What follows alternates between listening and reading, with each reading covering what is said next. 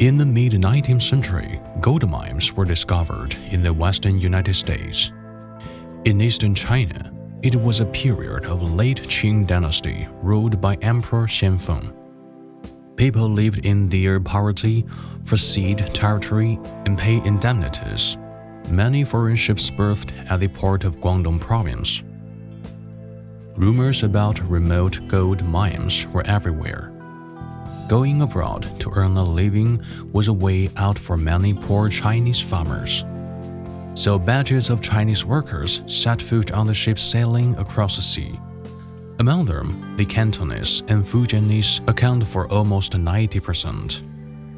They were told that the U.S. was a wealthy country full of gold. Many people wanted to seize the opportunity to make a fortune. However, many people didn't survive that hell journey. Hundreds of Chinese workers with gold rush dreams set off from the port.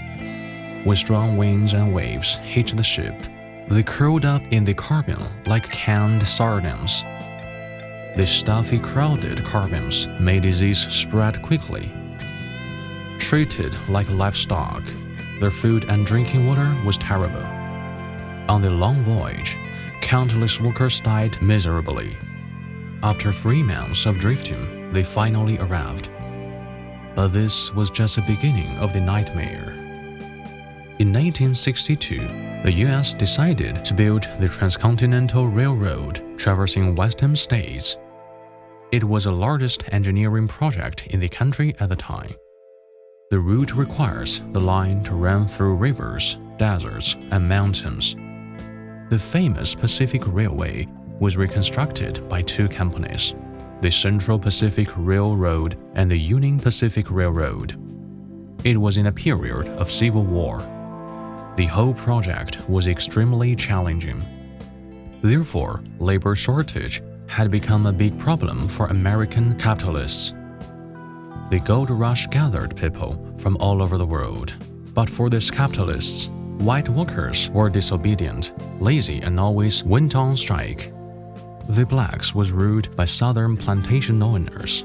主要的那个民工呢，都是爱尔兰人，特别是西边那一段呢，那是非常艰苦的，爱尔兰人呢受不了，吃不了这个苦。While Chinese laborers were docile and cheap, they learned fast and want to fight for their rights. So Chinese laborers were the best choice. They made up majority of the Central Pacific workforce. My grandfather's father, my great-grandfather. Our great-grandfather. My great-grandfather. My great-grandpa. My great-great-grandfather worked on the railroad. According to the records, in the mid to late 19th century, more than 12,000 Chinese laborers came to United States to build railways. They firmly held the dream of getting rich, but what they got was endless humiliation and abuse, instead of wealth.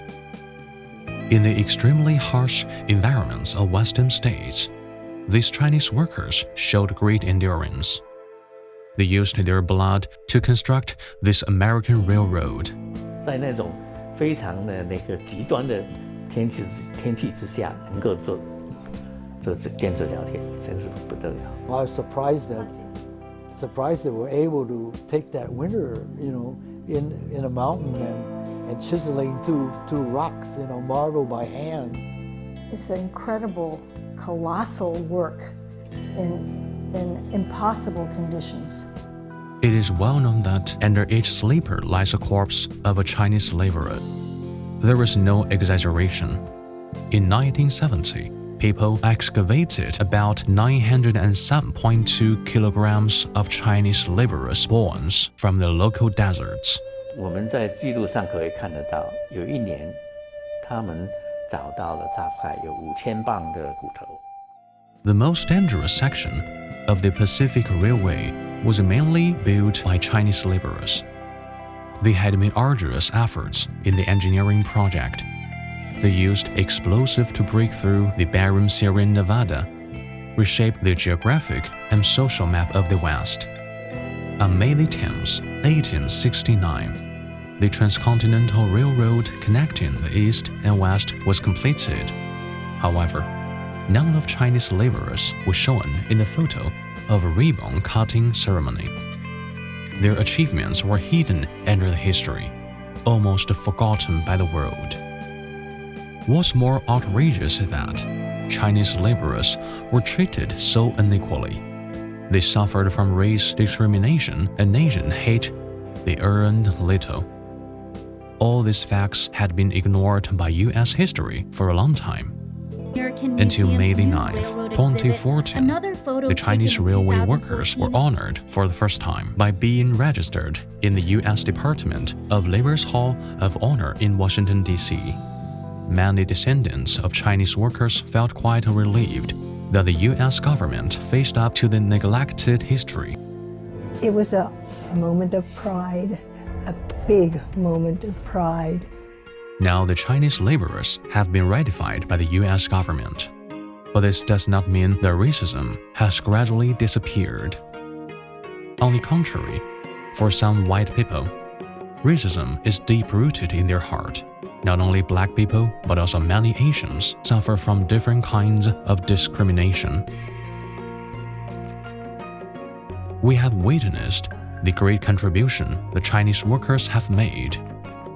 We are grieved for their lost lives, touched and proud of them for their efforts. Maybe it is impossible to represent all the details of this sad history. May they be respected and remembered by future generations.